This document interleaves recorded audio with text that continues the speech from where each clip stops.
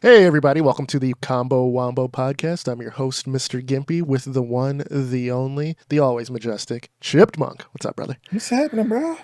You know what, I'm just man? out here in my majesty, dude. In your majesty.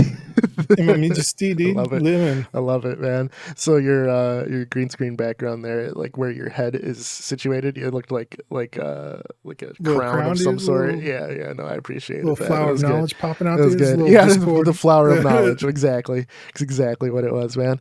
Oh man, dude. How's the week been treating you, man? Anything you've been up to, like real quick, and then we got some stuff to talk about. I want to get to everyone coming back to the office now, so it's been kind of cool to see everybody, and it's always fun to hear them complain because I've been there the whole time. So you've always been in the office, okay? Yeah, dude. Okay. They need me there, dude. I do basic bitch work, dude. That's my level. Sometimes they'll have me do like scan in a bunch of shit. They're like, yeah, I hate to give this to you, and I'm like, no, that's fine. And then I'll be there at the scanner. I'm like, man, I should have paid more attention in school. I've always been like, this is kind of like my mantra is like, am I doing right now what I want to be doing with my life? Or is this helping me achieve those things?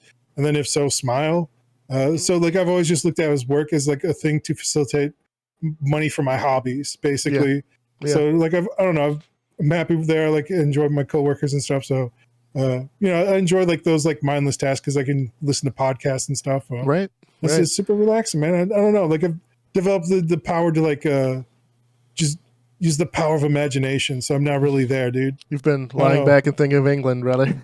Yeah, dude. I'm just thinking, what can I do for the Queen in England, bro? I do for the Spanish, Right, Spaniards, for sure.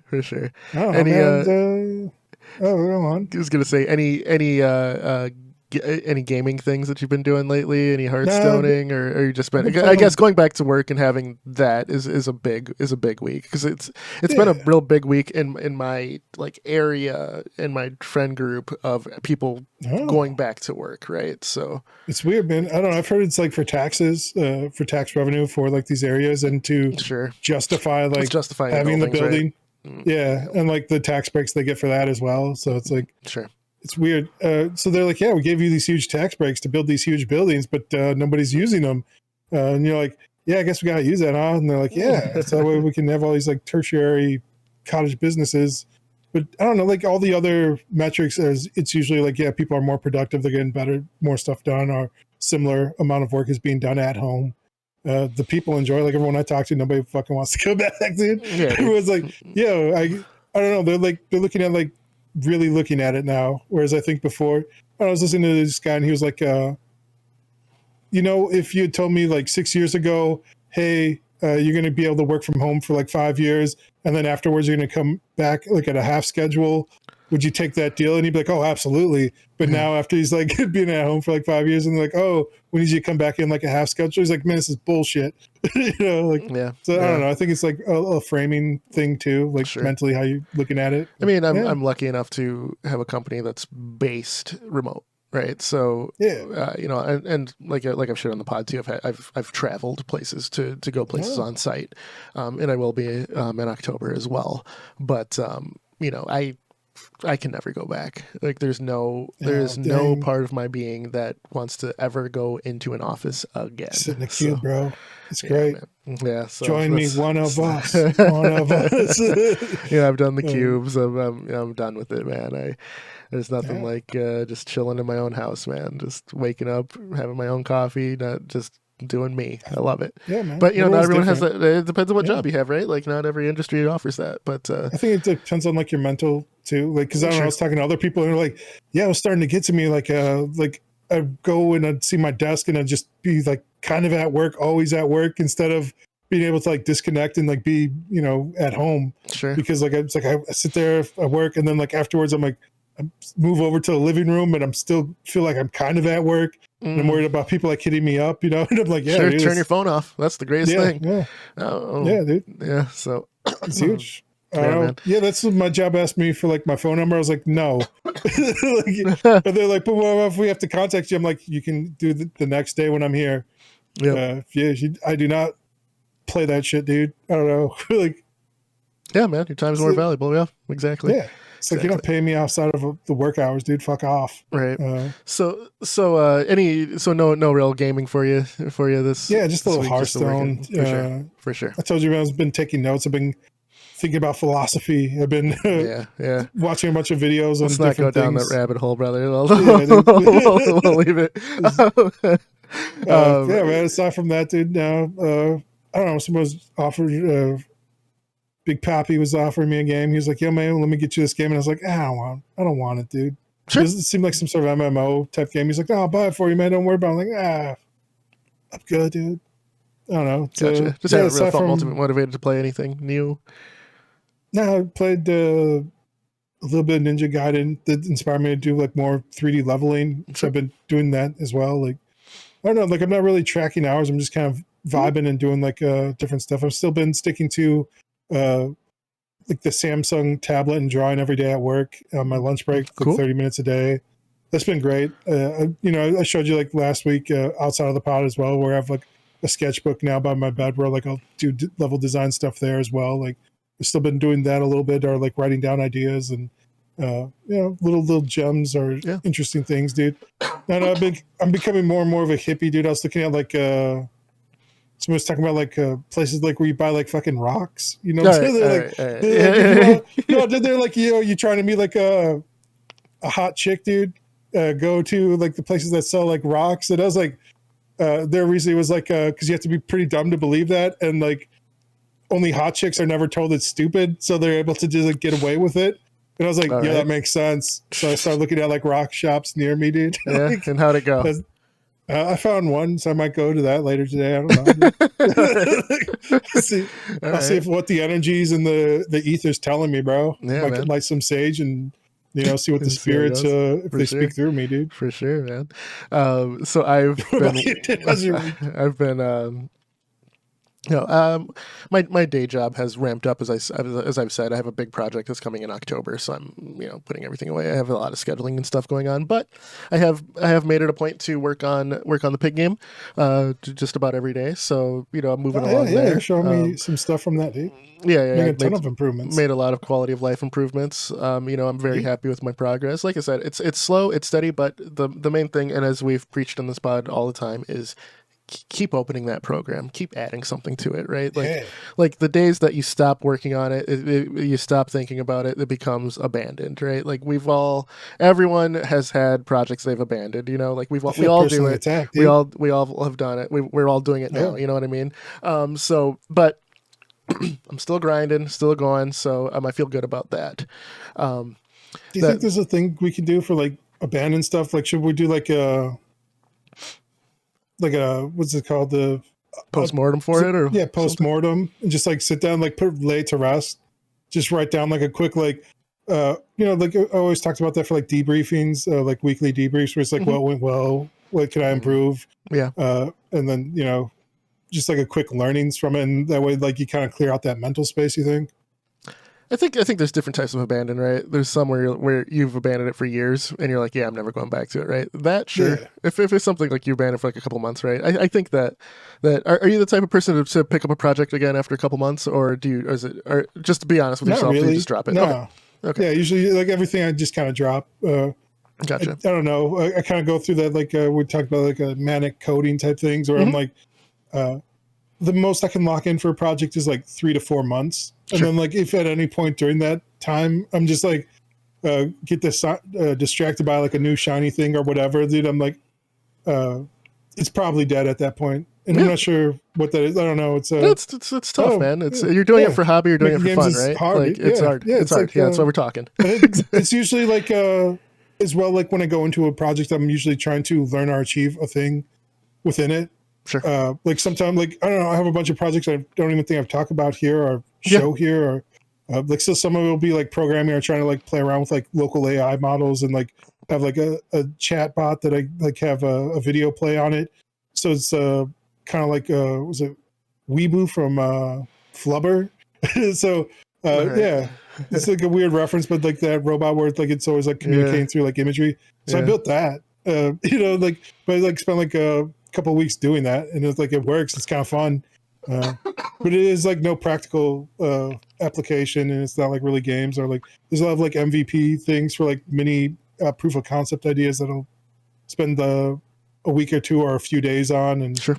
other thing. There's a lot of spreadsheets, a lot of like PowerPoints where like I'll make a game design doc, and like that's as far as it goes. Like, you know, where I'm not like, oh, this is a brilliant thing. I don't know. I've had like a couple of brilliant idea games, but they're kind of bigger than what I could achieve by myself. Right. Can I tell you this, man? What I like about us chatting is other game development podcasts and like YouTube videos and stuff like that, right? They'll go and go, I had this great idea, I'm working on it, we're gonna do this, we're gonna do that, right? Like everyone is like super committed. Like talking to you, man, it's like, yeah, I did that, it's gone. Like, you know, it's the most realistic thing we could say. Like you have so many ideas throughout the day, throughout the week, throughout the month, throughout the year, where you know most of those aren't gonna go anywhere, and that's okay, right? Like I don't know. Okay. It's like I think like as far as like unique selling point, like the USB or like whatever it is, like you get like so few of those, and then I'd say like probably your best bet is just being like the Pepsi to the Coke or the Burger King to the McDonald's. Like you just like if you're just like stealing the blueprint of other people's like it depends, like right. So what we do here, and this is pretentious as hell, but we're creating art. Like, you know what I'm saying? Like, so if you want to like compete or build something and like stick with it, like that's commerce and that's fine. And you need to be more committed, more by the bolts. And like, you just kind of like are cloning things. Like we see this all the time. If you open up like the Google Play Store or whatever, there's like 1,000 like clones of Flappy Birds or whatever out there.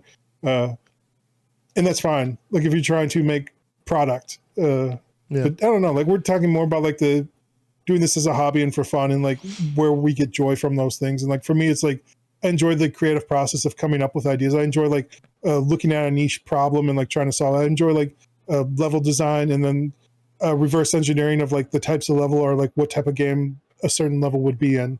Sure. So, you know, I'll map out like old levels or I'll come up with new levels or I'll take old levels that inspire me to make like something else. And it's for nothing, but I do all that only because I heard a podcast where a guy was like, yeah, I came up with this level because I had it. And they're like, oh, how'd you come up with it? I was like, yeah, I had that sitting around on my hard drive. I'm like, well, I wish I had levels like that sitting around on my hard drive. I'm like, how do you get that? And it's like, oh, you just do it. Got to do it. Yeah. Yeah. I don't know. So yeah, like seeing you like work on this and stuff, like I think a lot of my energy is like sitting in neutral, waiting for like you to like maybe do a team up at some point or I've been also keeping an eye out. There's like other Discords that I go to where like people like post like they're looking for teammates, and so I've been keeping an eye on those as well. Where I'm like, oh, is there anybody who like has like the same like mentality of me, where they're like we want to make something for fun for a hobby. Like most people are like posting things like this is gonna be a huge business. We're gonna do some blah blah blah. It's gonna be like I want to make this game. It's gonna be awesome. And like you look at the game and you're like, bro, like, this is like a shitty idea. And like also you have zero experience to do it. Like I think everyone who does games over like a prolonged period of time, everyone like has like a friend or friends who've like been enthusiastic and then don't actually like follow through or want to do it or don't realize like how deep and murky the waters are once you start. So let me stop you right there because it's a perfect segue. Yeah. I want to talk about Splitgate 2. Splitgate. So the developers of Splitgate 2 earlier this week, announced that they're going back to the drawing board, essentially. So they are shutting down Splitgate 1. They are going back to beta, and they state that they're going to, quote, put their heads down until 2026 to refocus and kind of reinvent what they are. A lot of people are saying that this is the death of Splitgate 2, right? Like, rest in peace. The game lasted for a few months. Like, it's on. Press off to pay respects, dude. You know, so, and as someone who I play it like one definite once a week, but and I'm enjoying it still. It. I use the level editor. Yeah. So I think that the game has issues. I think overall it's fun. I have fun with it, but it has nothing memorable, is what I'd say. But I had the same kind of thing. I noticed that as well, like just the level editor, where you could just change the colors of things, and then there's like only so many decals, and I was like, this is extremely limited, which I don't mind. You know, like Sure. you kind of can do But a lot with like a limited palette. initially, it was going to have a very long beta of the 3 months of the summer, right, and then release in like Yeah. September-ish. But they decided to go. They jumped the gun, said, "Hey, we're out. We're here." You know, like Yeah, I think it's a microcosm of mismanagement from them, not only from a like public like relation standpoint, but also just like you don't like flip flop on if you're released or not. Like you lose all of your goodwill when you're saying this is 1.0. You lose all Yeah. of your goodwill when you say that we're making a better mode than a single player campaign. We're going to do something you've never seen before, and it was a battle royale. Like there's so many And you put out different like $100 just product issues. for And like I'm not saying like DLC. the like, game is bad or anything about it is bad. I think, like I said, I think the game is fun. I just think that this is one of those things where the people at the top, like this is the thing that we don't really get into because we're not in that space or in that side of it because we do this as a hobby, right? Like this is like Splitgate 2 is a case of hobbyists trying to be the big guys. You know, they're trying scaling to do the up. commerce. Like they got some money. They moved from like a proprietary engine, I think, to the Unreal Engine, Sure. and then they're like, "All right, yeah, let's do." Yeah. You know, they put something out, and it was like a lot of, again, like much like Flappy Bird, where it's like it kind of hit like the right timing in the zeitgeist, where there was no Halo, and like they threw out Splitgate, and they're like a small team, and it's like it was filling a void in the marketplace. It was, and it kind of like was a flash in the pan almost, where it's like, then, all right, yeah, let's play Splitgate, and it was fun. Like I don't know. And then Halo Infinite came out. Halo Infinite, and it's like that Halo itch got scratched, and you're like, oh yeah, yeah. And it's like, and also I think the bigger issue here is the skill ceiling is fucking insane in Splitgate, dude. Because of like the map awareness, because of like the angles you can take. You have to be like, if you're like good at Halo, you have to also be good at like portals. You also have to be good at like understanding the maps. You also have to like be good at communicating. Like, and you can go and you can play like a fun casual game, and then like you're gonna come against like real fucking mercs. Sure. Like you're gonna have a bad time. And I don't know, like again, this is like the indie problem as well, where it's like that's fun. People enjoy that like on a small, but like it doesn't scale. Right, this is like your Quake 3 arenas. This is like, but that's the thing too. They said they were inventing the arena shooter, but the Splitgate 2. Splitgate 2 is an arena shooter in name only. Arena shooters are defined by map control, right? With resource control, resource management, fighting over the power weapons. Like you have 1 or 2 power weapons on a map. You time it, and it's a random one. Like there's no armor pickups on the map, no health pickups on the map, no nothing that made the arena shooter. The sub strategy in it, like, is there in Splitgate. Yeah. So it's name only. Yeah, exactly. So it's in name. It's like the movement's there, right? That's some of the of the projectile based weapons are there. Like there's not a lot of hit scan weapons in Splitgate 2, but it's it's they watered it down to the point where it just has arena shooter speed, right? So and it's not a good time for, again, like I don't know. You see this casuals, in like even like things like your Fortnites or your Apex, like anything that has skill play, even like Mario Kart, they like pull it out because like they don't want that high ceiling cap of like, even like pro play for a lot of stuff. They want to get rid of stuff. They want it to be simple enough for the average person to be able to look at, read, and understand, and be able to execute on. It doesn't matter if you've been playing for 5 minutes or 50 hours type of thing. Yeah.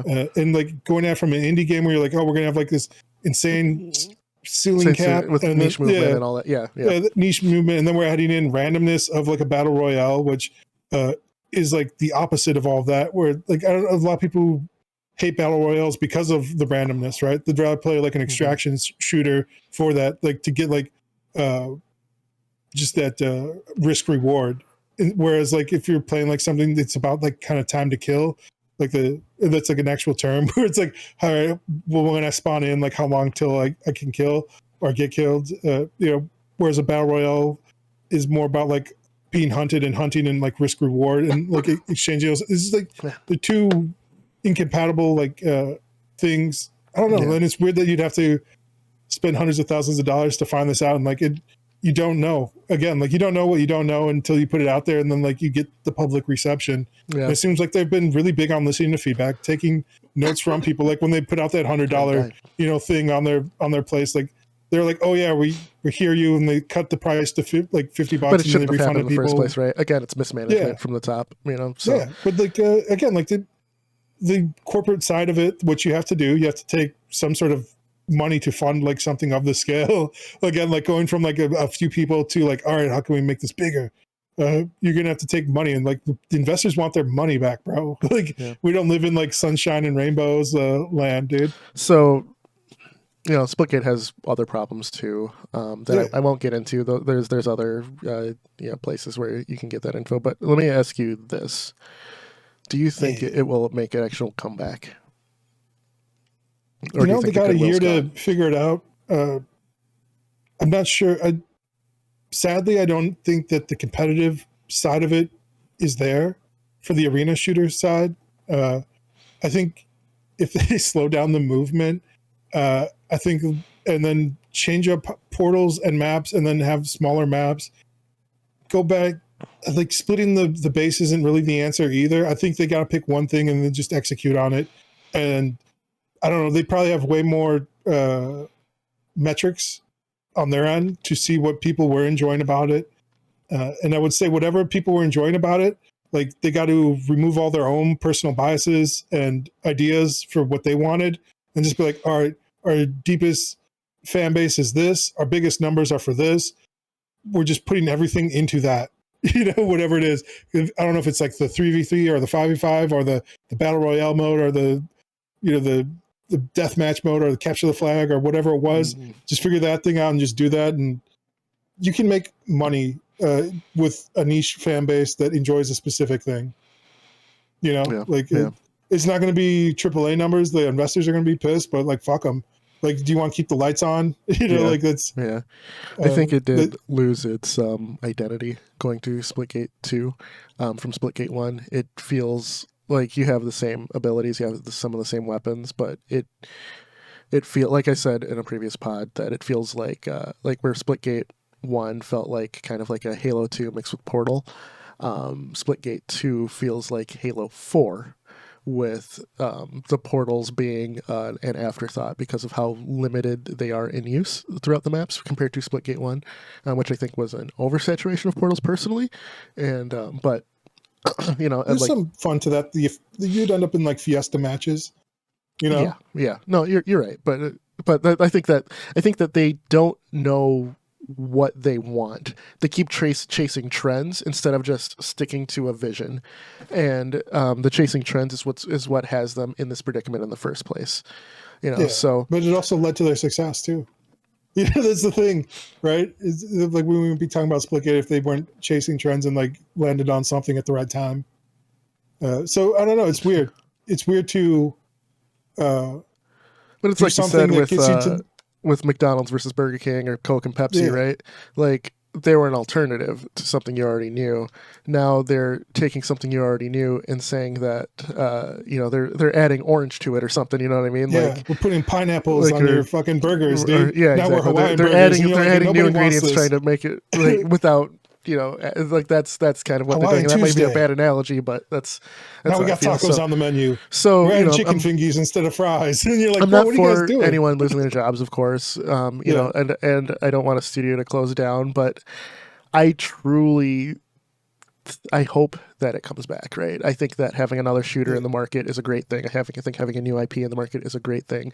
I think that they have a lot of wasted potential, such as some of their cinematics they released had story to it, right? They had the guy who was a father, who was like Splitgate 2 is like an arena thing that's like a sport in the future, and he was doing the sport to support his family and all that. Like where is that in the game? Like give me some of that. Like that's an interesting hook. That's like if you're doing these live service things a lot like Valorant, they have like these seasonal stories that are happening that keep you invested in the world and the characters. Like Splitgate could have done that, but they did it in a trailer. Then they're like, no, but the actual game has nothing to do with that. Even Unreal Tournament 3 and Unreal Tournament had some sort of story, right? Where if you really dove into it, it's there. Like it's not great by any means, but Malcolm won a tournament. Gorge came in as the big brute ready to take Unreal Tournament 2003, take the and all that. See, I know that because I enjoyed that game. I really dove into it. Right, most people who just played the game to play don't know what the hell I'm talking about. But me being a fan it kept me into it. Right,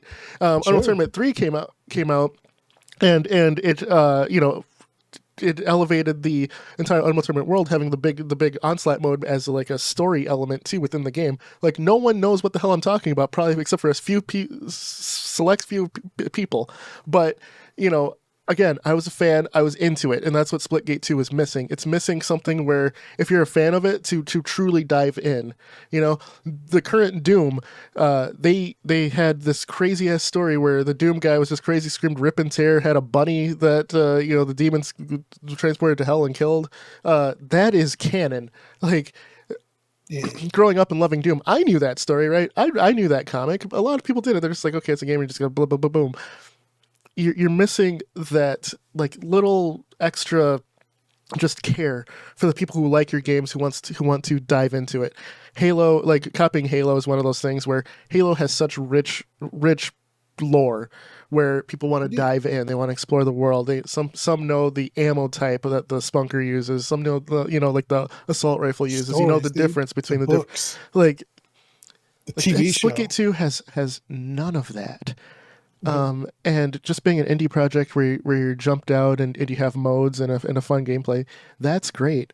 But you're trying to create a world. You're trying to create like your own economy within this game, and you're missing it. And it's sad, but I don't believe in the creative heads of that company that they can do it. I hope I'm wrong.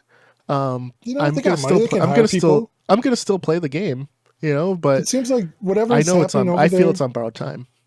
At least they have like some understanding that what they're doing isn't working, so it's like they're not completely oblivious. They have some self-awareness, and I think like really that's all you need, right, to pivot. If like at a certain point, right, like I enjoy watching like DIY fails, sure, and like you see some people though have like the understanding to be like, yo, I tried this out, I didn't understand, I'm hiring a contractor to fix it and like achieve my vision. It seems like they at least they're like have they tried to put in like a slip and slide and like a fucking slide from the second floor to the first floor with a fire pole, and like at a certain point like the foundation of the buildings become a little shaky, and they're like, yo, we don't know we need to put caution tape around this place and hopefully the city doesn't condemn it. But like, in the meantime though, they could probably get some contractors in there and to be like, all right, what do you guys got going on here?